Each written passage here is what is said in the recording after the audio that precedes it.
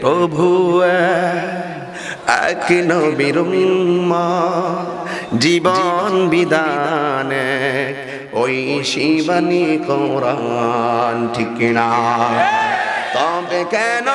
এক নও হে মুসলমান এক হও করিয়া আহ্বান ঠিক না কখনো তোমায় একটা গজল বলি অসুবিধা হবে কখনো তোমাকে যদি ভুলি